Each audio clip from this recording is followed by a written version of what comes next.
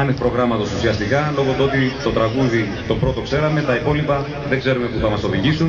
Έχει να κάνει με τη διάθεση και τη σχέση που θα δημιουργήσουμε. Είμαι όμως βέβαιος ότι θα δημιουργήσουμε μια τέτοια σχέση που εγώ θα καταλάβω τι είναι αυτό που η ψυχή σας ζητάει, εσείς θα νιώσετε τι η ψυχή μου διατάζει να κάνει, θα έρθουμε σε επαφή, το αποτέλεσμα θα είναι μοναδικό.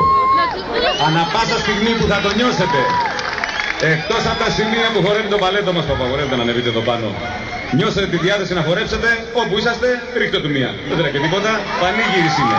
Δεύτερον, τραγουδάτε μαζί μας, το ξεκινήσατε ήδη, μας βοηθάτε, κάνετε καλό και στις φωνητικές σας χορδές. Και τρίτον, ποια είναι η αμοιβή του καλλιτέχνη που είναι το σημαντικότερο για τους καλλιτέχνες.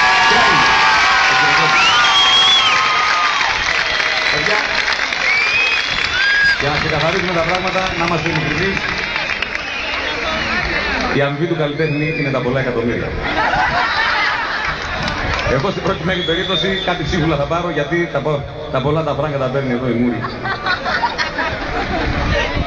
Σήμερα τι, αφιλοκαιρετός θα παίξεις. Μη γέλας κοριτσάκι μου στο μικρόφωνο.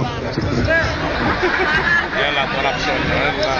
Θα αφιερώσω την συναυλία τη σημερινή σε όλους εσάς, όμως επίσης στον αδελφό μου ο οποίος βρίσκεται ψηλά κάπου και μας παρακολουθεί.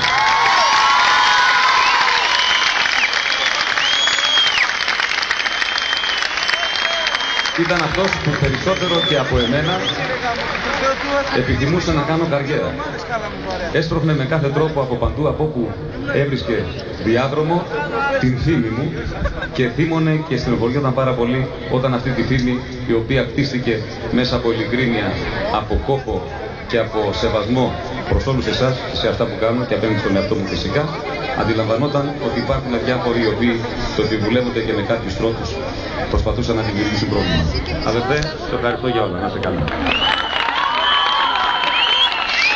Ντύθηκα με πατροπαράδοτο τρόπο, δηλαδή αυτή τη στιγμή είμαι ένας κριτικός κυνηγός.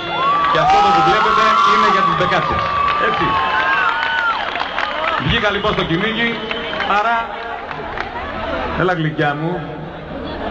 Κάτσε να σου ρίξω μια ψηλή. Έτοιμη είσαι? Με τα χέρια ψηλά, αμαχητή πέφτεις, Σε είδα εγώ. Εσύ δεν είσαι μπεκάτσα, κότα είσαι. Γελάς και εσύ παλιοκόριτσο. Θα πούμε 2-3 τραγούδια του τόπου μας. Μπορούμε να παίξουμε αυτό? Καλή διασκέδαση, παιδιά! Έτσι θα πάνε. Και όπου μας πάει.